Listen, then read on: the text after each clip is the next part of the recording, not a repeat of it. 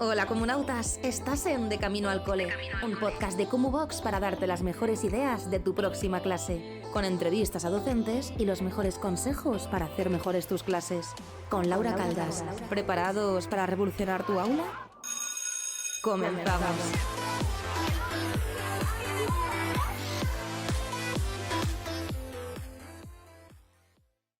Bienvenidos y bienvenidas un día más al podcast de Comuvox, de Camino al Cole. Mi nombre es Laura Caldas y soy la persona que está detrás de las diferentes entrevistas, actividades que vamos hablando día a día desde la plataforma. Y recordaros que todo esto es gracias a Comuvox, una plataforma para profes con recursos, formaciones y ahora charlas relacionadas con el mundo de la educación. Y hoy traigo a una persona que creo que tiene mucho que decir y muchas cosas interesantes. Y el pobre ha estado intentando quedar conmigo. Luego nos han pasado mil cosas, hoy hemos ido a quedar, la diferencia horaria nos ha dado problemas. Y así que nada, hola, Santiago, cuéntanos, ¿qué haces aquí?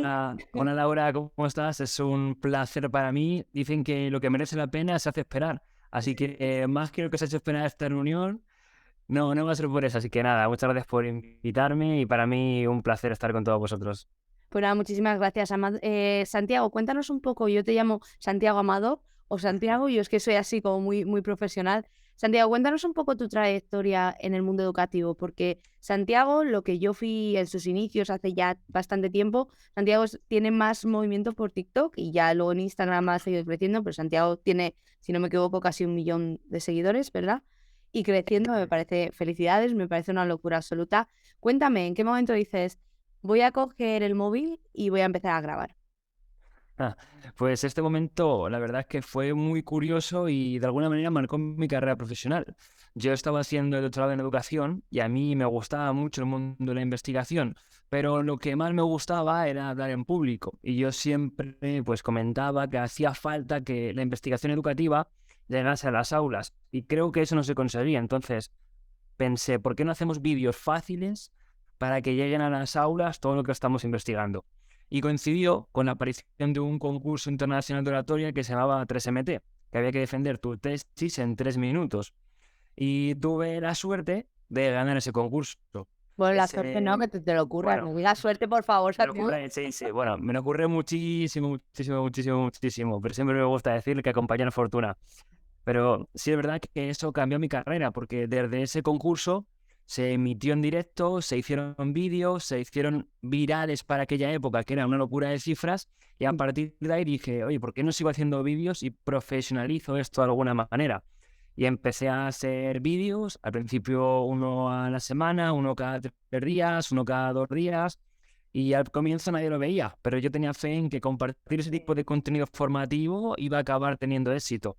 Y bueno, ahora más o menos éxito, pero hemos alcanzado algo que era para mí muy importante, que era hacer llegar esa formación a las aulas y a la gente de a pie. Totalmente, yo creo que es muy importante lo que dices, ¿no? Que también la investigación, que hay otras vías, ¿no? Que muchas veces se nos olvida que no simplemente la vía tradicional y a día de hoy, no sé tú, ahora me dirás, pero creo que hay gente que sigue muy reacia al tema de las nuevas formas de comunicar. No sé si viste quién fue con Ibai, que se lió porque fue él el que conoció a Messi primero, antes de cuando Sí. empezó con el equipo de fútbol francés, y se vio mucho que los medios de comunicación como que machacaron mucho el hecho de que sea otra plataforma y otra forma de hacer periodismo en este caso. Y creo que con la educación pasa lo mismo, que hay formas y formas de hacerla. ¿Qué tipo de público te encuentras normalmente cuando compartes contenido? ¿Tienes gente de que esté en plan adolescentes? Porque creo que ese es el público que a mí me interesa más. Pues creo que depende de la red social. Por ejemplo, en TikTok, digamos que la mayor base de público puede estar entre 15 y 25 años, aunque va Sí, creciendo. En Instagram puede ser de 20 a 35.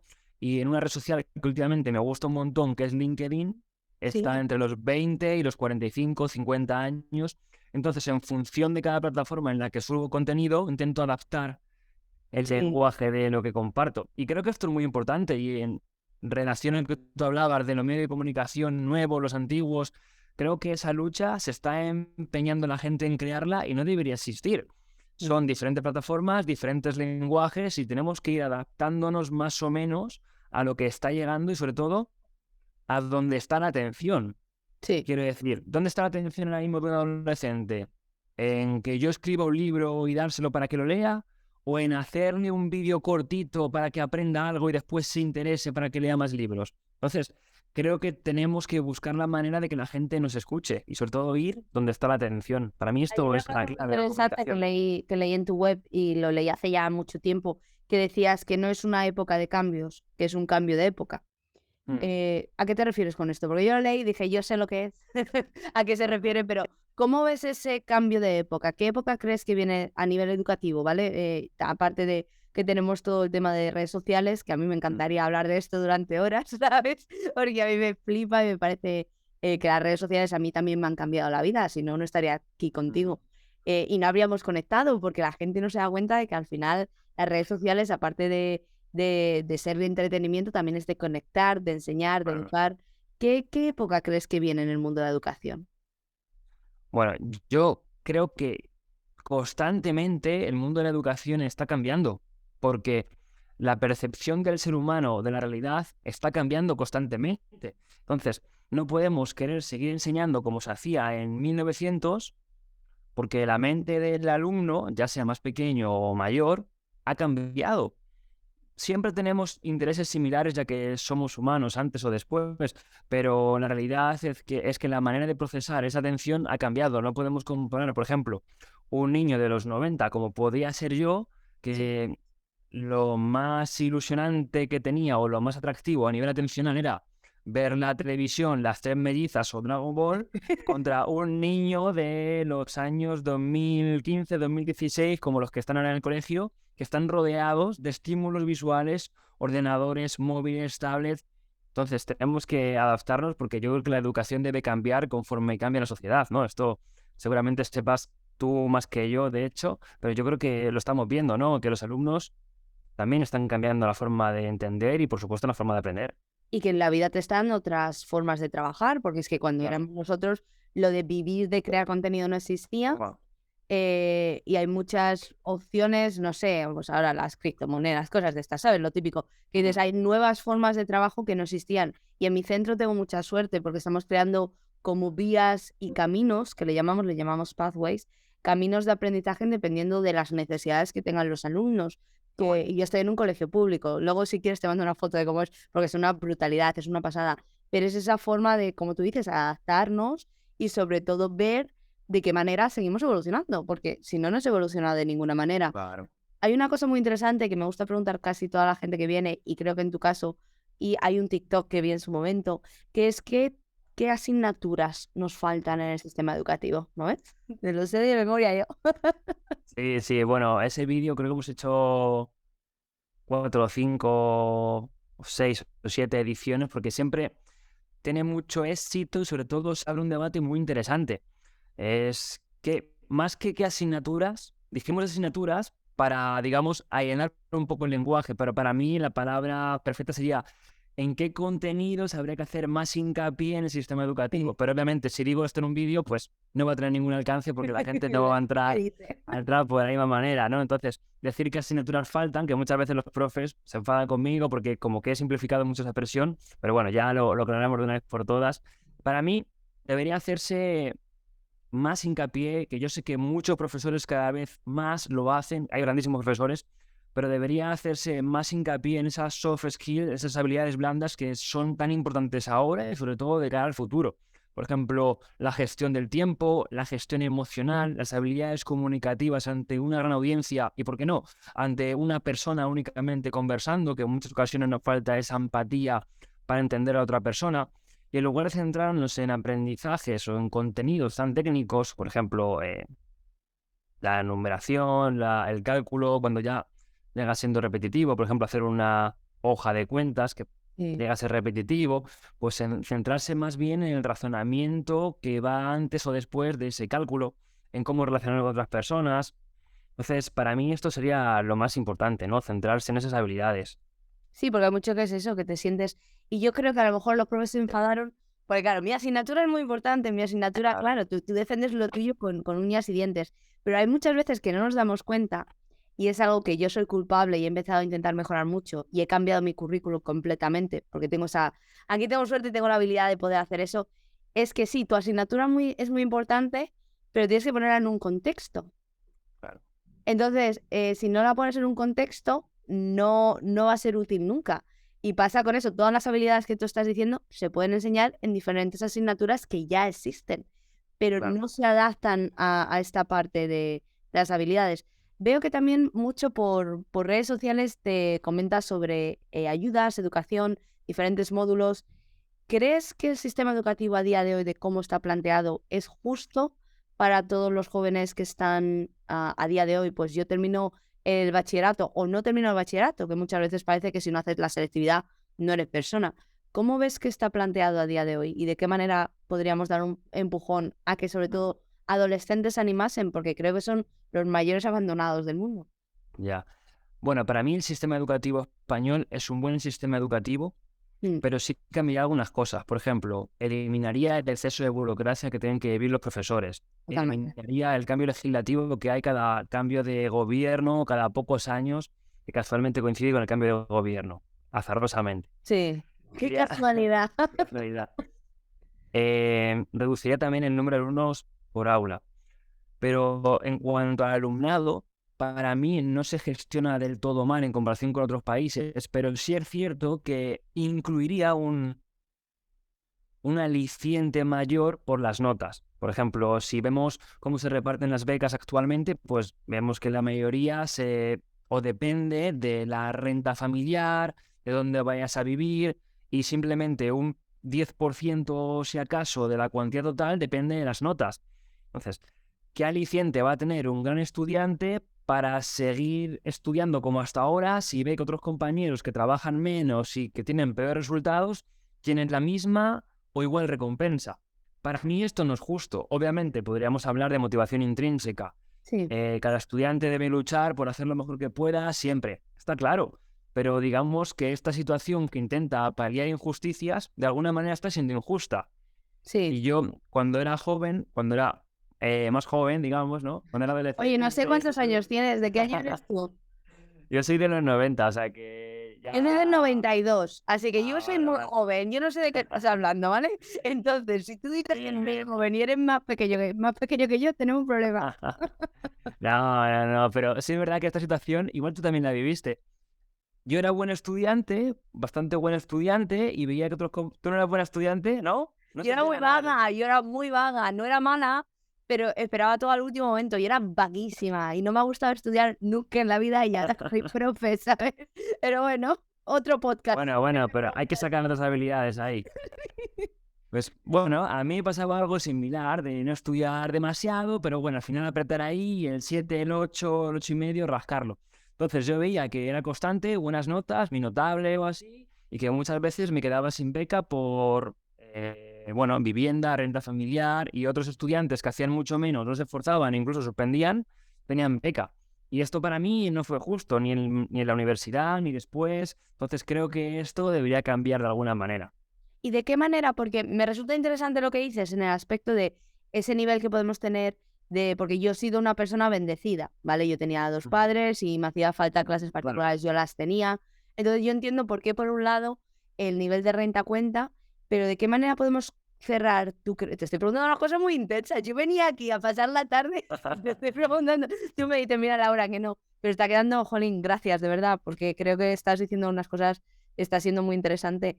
¿De qué manera podemos cerrar ese, aquí lo llamamos hueco, que puede existir a nivel socioeconómico? Porque justamente yo entiendo lo que tú dices, que la motivación no está ahí, porque claro, yo saco todo dieces, pero es que a lo mejor mis padres sí que se pueden permitir contratarme un profesor particular.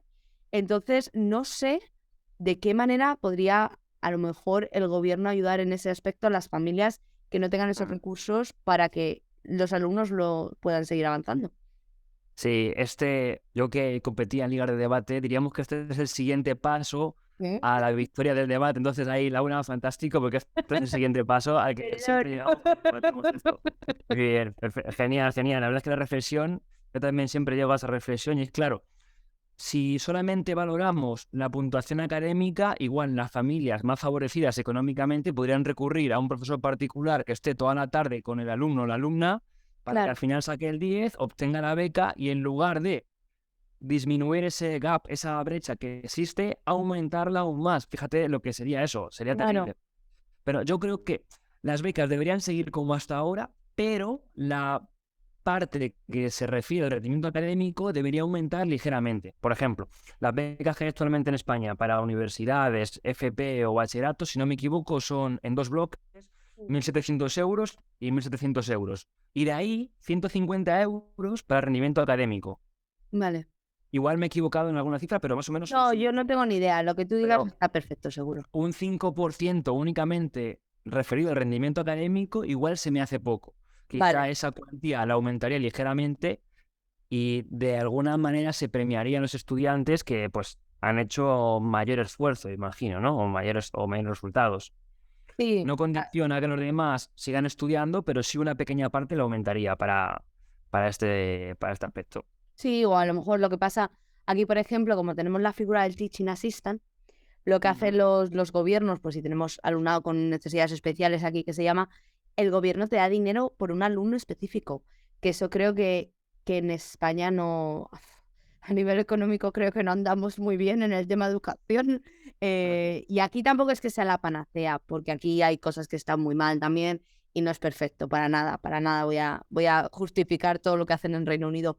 Pero esa figura de un teaching assistant que venga pagado por el gobierno en muchas ocasiones, una financiación para ese alumnado que tenga esas necesidades o esas carencias, vamos a decir, que ya sabemos a lo que me refiero, es muy interesante. ¿De qué manera crees que podríamos, si hablamos a nivel económico, en qué invertirías dentro de los colegios? ¿En profesorado, en material, en estructura? Te dejo elegir una cosa. No, dos, venga, dos. Dos. Bueno, yo creo que con una me basta, la tengo clarísima. Yo no sé allí es Reino Unido, pero concretamente, ¿dónde estás tú, Laura? Yo estoy en la zona de Warwick. No sé si te suena Birmingham. ¿Sí? Pues ahí, a 30 minutos de Birmingham, Vale. más o menos. Es que vivo en un sitio que se llama como un deporte, en rugby. Ah, vale. Sí. Pues no sé allí cómo sea este aspecto, pero para mí en España en lo que invertiría principalmente no sería ni en tecnología, ni en infraestructuras, ni en ningún otro aspecto como esos. Lo que sería 100% sería en bajar el ratio que hay en cada aula. Ah, muy No bien. puede Qué ser bien. que... No lo había Claro, pensado yo esa respuesta. Chapó. claro, yo cuando he estado en aulas, imagínate, bueno, no tienes que imaginártelo, seguramente la gente que está escuchándonos se siente identificada.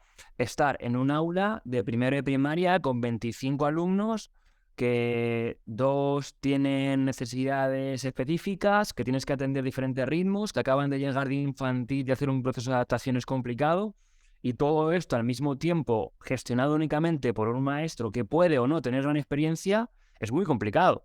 Sí. Entonces, yo cuento mi experiencia, por ejemplo, imagínate, yo cuando salí de la universidad, estaba dando clases en la facultad, acabé un contrato y fui a un colegio, proceso de adaptación, primero de primaria, paso de infantil a primero de primaria. Imagínate llegar con 25 niños de primero de primaria sin tener experiencia en primero de primaria y gestionar todo eso. Para mí era una situación muy complicada. Y yo imagino que para un profesor que tuviese más experiencia en aquel entonces sería más fácil, pero aún así Claro. gestionar 25 personas no es fácil, ¿eh? Entonces, No, no. yo creo que para mí esto sería lo más importante. Totalmente. Me ha gustado, no había pensado yo en la ratio. Aquí tenemos igual, aquí tenemos hasta Igual, 33. Sí, es que es una barbaridad, porque muchos. si la clase, claro, yo he visto clases, yo he estado como profe en clases que funcionaban muy bien. O, por ejemplo, cuando llevas un curso académico con ellos, que ya llega mayo, abril, mayo, junio, que ya ellos se gestionan, sobre todo esos mayores de quinto, de sexto, instituto, ellos ya se gestionan y ya cogieron ciertos hábitos que tú les inculcaste, pero si la clase no es tan buena, digamos, entenderme la expresión, ¿no? Sí. Si no es tan buena como puede ser otra, es muy complicado. Es muy, muy complicado, ¿no? Yo lo que Claro. dices. Y me resulta interesante porque podemos hilar con lo siguiente, que es el tema de, vale, tengo 22 añitos, termino la carrera, a lo mejor he aprobado unas oposiciones y estoy o de vacante o lo que sea, ¿vale? Y me sueltan en la jungla.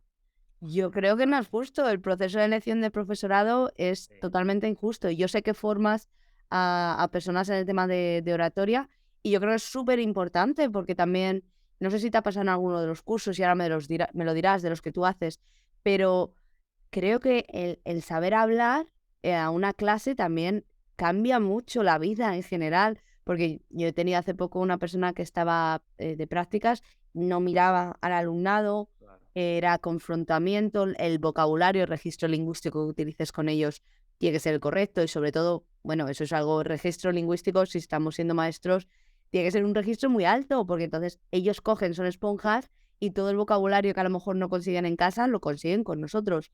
Entonces, cuando tú haces estas formaciones, la gente que viene a estas formaciones contigo, ¿es simplemente de oposiciones? ¿O también tienes maestros que dicen, me apetece hacer uno para poder comunicar mejor? Son diferentes formaciones. Una es de cara a las oposiciones en la prueba oral, que es un curso que doy las gracias a toda la gente que se apuntó y se sigue apuntando este año, porque ha sido brutal el apoyo y no tengo más que palabras de agradecimiento. Y por otro lado están las formaciones que damos en la Facultad de Educación, que es a futuros maestros, futuros docentes. Entonces, aprender estas herramientas puede cambiar todo, sobre todo a nivel de gestión de aula. Yo siempre tengo en mente una profe que conocí en Granada, que yo llegaba allí, recién salido de la facultad, bueno, no sabía demasiado, y me fijé en ella y dije, ¿cómo simplemente con una mirada, una palabra y un silencio ha conseguido que toda la clase le preste atención? Y ahora todos van a hacer lo que ella va a decir. En aquel momento, que venía de competir en oratoria, me di cuenta que las mismas herramientas que usábamos en las competiciones se Claro. podían usar en un aula. Esto que las grandes profesoras, los grandes profesores hacen casi sin pensarlo y consigue la atención de todos los alumnos, pues esto digamos que se puede profesionalizar y enseñar con ciertas pautas. Y esto seguramente tú lo harás como buena profe, habrás visto de profes que lo hacen, que es que muchos con una mirada, con un par de palabras, con un par de gestos, consiguen la atención total de los estudiantes, mientras que otros empiezan a dar voces, alaridos, se ponen nerviosos y no consiguen nada más que alterar a los alumnos y producir una algarabía aún mayor. Ya, y que hay veces Mm. no nos damos cuenta, y ese es el error que hemos cometido todos, y es un proceso de aprendizaje. Pero claro, yo no tenía a nadie que me decía la gestión de aulas se hace así, porque las prácticas de magisterio a mí me tocaron unas compañeras maravillosas, que sigo en contacto con ellas. Además, una era profe en Granada, era granadina, pero estaba en Alcalá de Henares, que es de donde soy yo. Y sí que te apoyan, pero como que yo creo que no se hará suficiente la gestión de aula, porque claro, esas profes ya lo tienen controlado. Claro. Entonces los niños no se van a comportar como se van a comportar cuando estés tú solo, ¿verdad? Porque Mm. la persona está ahí de fondo. Entonces lo que dices de la mirada yo ya la tengo masterizada. Y claro. ahora ya está, y les miras. ¿Qué consejos darías a nivel oratoria a alguien nuevo que entre en un aula por primera vez? De decir, cuando os tengáis que enfrentar a alguien, intentar hacerlo de esta manera, contacto visual, movimiento. Cuéntame, tú eres el experto, dime. Bueno, para mí el consejo principal, Laura, que doy, y seguramente este también lo hagas tú todos los días, es el siguiente. Lo que tú transmitas comunicando, los niños lo van a coger. Es decir, si estamos nerviosos y comunicamos de una manera nerviosa, los Sí. alumnos se van a alterar, se van a poner nerviosos. Sin embargo, si comunicamos de una manera pasiva, tediosa, los alumnos van a contagiarse de ello. Si transmitimos de una manera optimista y enérgica, los alumnos se van a contagiar de ello. Entonces, ¿cómo tenemos que gestionar esto? Utilizando los diferentes registros comunicativos que tenemos en función de nuestras intenciones. Si vemos que estamos ante una clase pasiva, que no quiere hacer nada, ¿qué tenemos que hacer nosotros? Intentar contagiarles energía, motivación. Que estamos ante una clase que está demasiado activada y al borde de entrar en una situación de caos. Todo lo contrario, transmitir calma, tranquilidad, que lo que solemos hacer es lo contrario. Cuando vemos que la clase está muy alterada, Sí. pues os calláis ya, que estáis muy nerviosos, no sé qué. Y los alumnos se ponen aún más nerviosos, claro.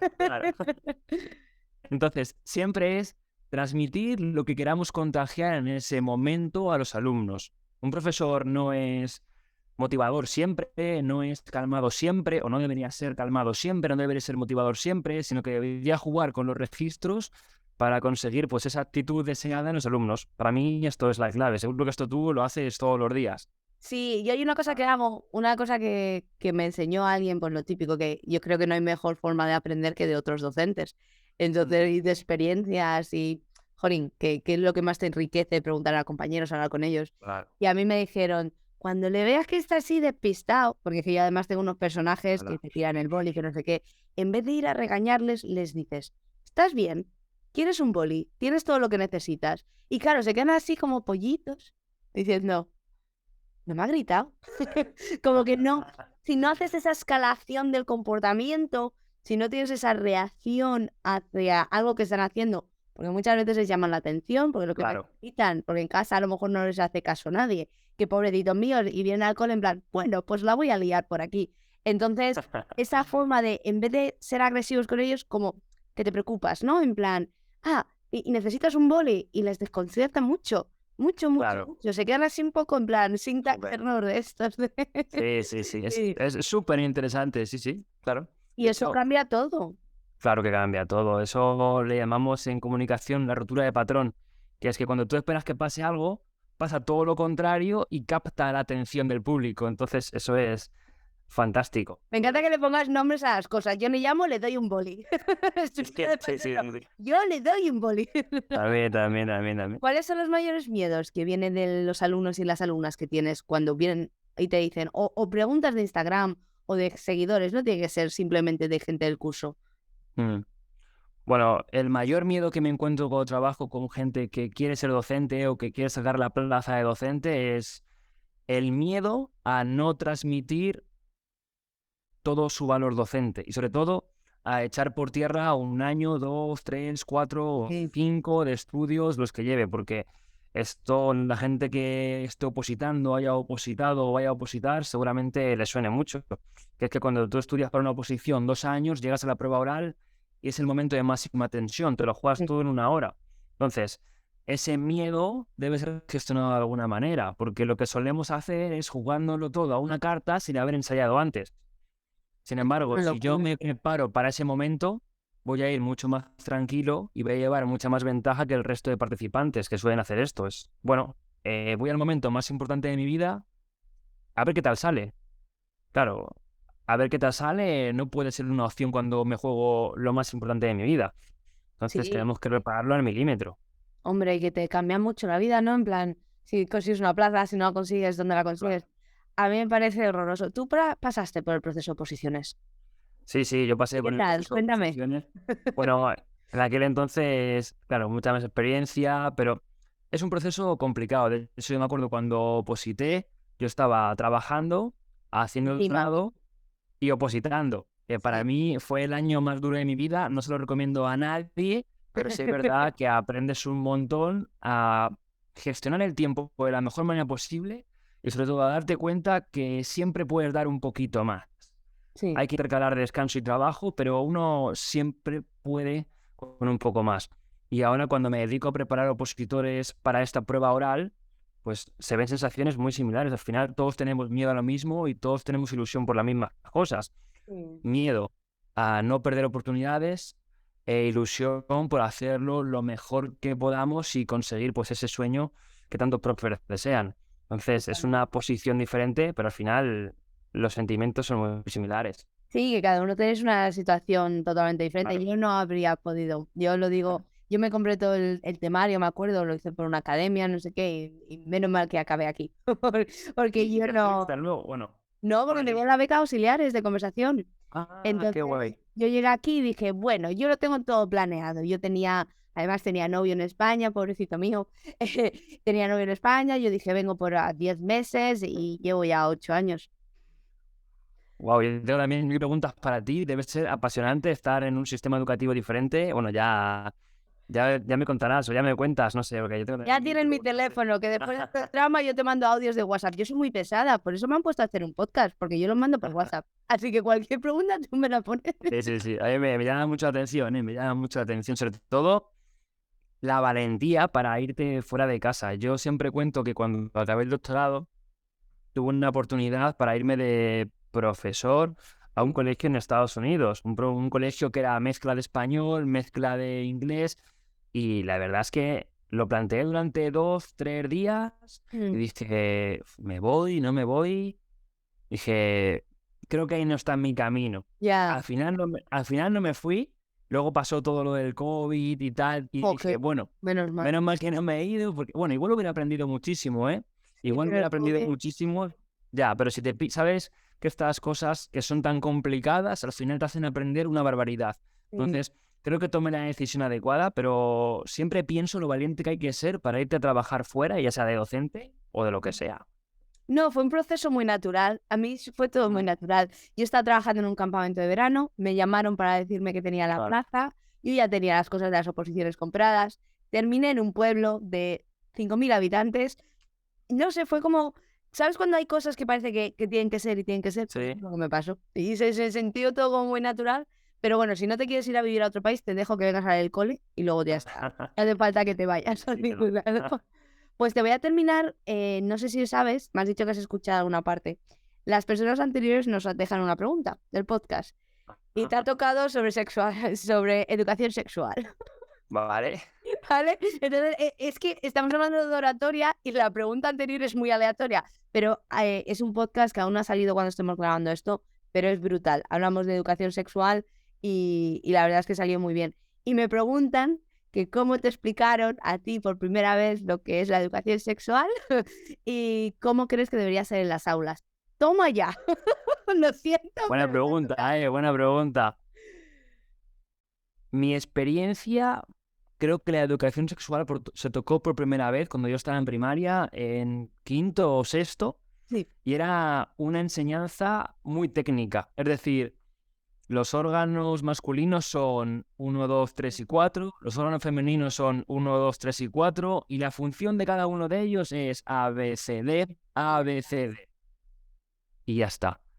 Y creo que se pasaba un poco de puntillas por ese tema, pero de alguna manera, con el tiempo, yo también empaticé con esos profes que lo explicaron a su manera, porque no sé si te tocó alguna vez a ti explicar educación sexual a los alumnos, y es complejo, ¿eh? Oh, y en inglés ya ni te cuento. Es complejo, ¿eh? Es decir, no es fácil porque no sabes hasta qué punto explicar, hasta qué punto no, cómo hacerlo. Entonces, yo creo que este tema debería tratarse más, pero también entiendo a los profes que no lo hacen tan profundamente quizá como se debería porque es un tema complejo. Yo no sé cómo lo ves tú, pero para mí es un tema Yo complejo. creo que que necesitamos la pasa así. formación nosotros para poder hacerlo bien.